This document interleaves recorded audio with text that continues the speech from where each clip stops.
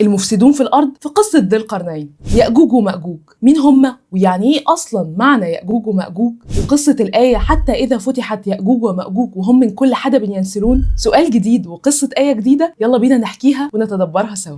اسم يأجوج ومأجوج في من العلماء اللي قال إن هو اسم أعجمي، وفي منهم اللي قال إن هو عربي. يأجوج جاية من أجيج النار يعني التهابها واشتعالها، أو جاية من الأجاج يعني المية المالحة شديدة الملوحة، أو جاية من الأج وهو سرعة الركض والعدو. ومأجوج جاية من ماجا يعني اضطراب الشيء أو اختلاطه. ويأجوج ومأجوج هم قبيلتين من أبناء يافث ابن سيدنا نوح عليه السلام، ووصفتهم الأحاديث بأنهم صفر الوجوه، صغار العيون، عيونهم صغيرة، وشوشهم كالمجان المطرقة. المجان دي هي التروس اللي كانت بتستخدم من الجلد بتحمي من السهام في الحروب، والمطرقة يعني الغليظة، ودي كناية على إن وشوشهم مستديرة غليظة لحمها كتير، وأنوفهم أو مناخيرهم يعني فيها قصر، وأرنبتها غليظة يعني من الآخر بالعامي مناخيرهم فطسانة. ويقال إن هم أقرب في الشبه للمغول، وأعدادهم كبيرة جدا، بدليل حديث الرسول صلى الله عليه وسلم اللي بيقول فيه عن قول ربنا سبحانه وتعالى لسيدنا آدم يوم القيامة: يا آدم، فيرد آدم: لبيك وسعديك والخير في يديك. فيقول له ربنا: أخرج بعث النار. فيرد ويقول: وما بعث النار؟ يتقال له: من كل 1999 في النار. فساعتها الصحابة اتخضوا من حديث الرسول صلى الله عليه وسلم وقالوا له: أينا ذلك الواحد؟ مين فينا الواحد ده؟ فيرد الرسول ويقول لهم: أبشروا فإن منكم رجلا ومن يأجوج ومأجوج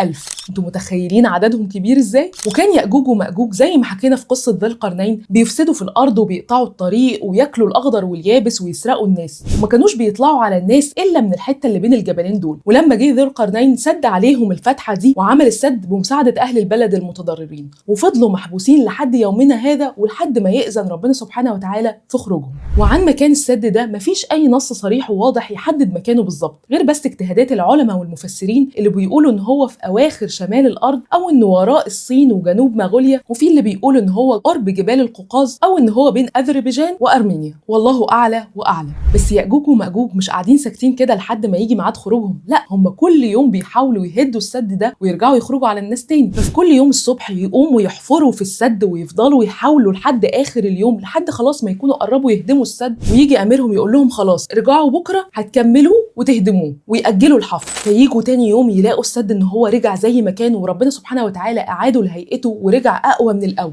فلما يجي وعد ربنا سبحانه وتعالى ويجي ميعاد خروجهم، يحفروا في يوم لحد ما يقربوا خلاص على هدم السد، فيجي أميرهم يقول لهم: ارجعوا له تاني يوم فستحفرونه إن شاء الله، ويقول إن شاء الله، ويجوا تاني يوم يلاقوه زي ما سابوه بالظبط، فيحفروا ويهدموه ويخرجوا على الناس. والحقيقة المخيفة فعلا إن بدأت الفتحة في السد تحصل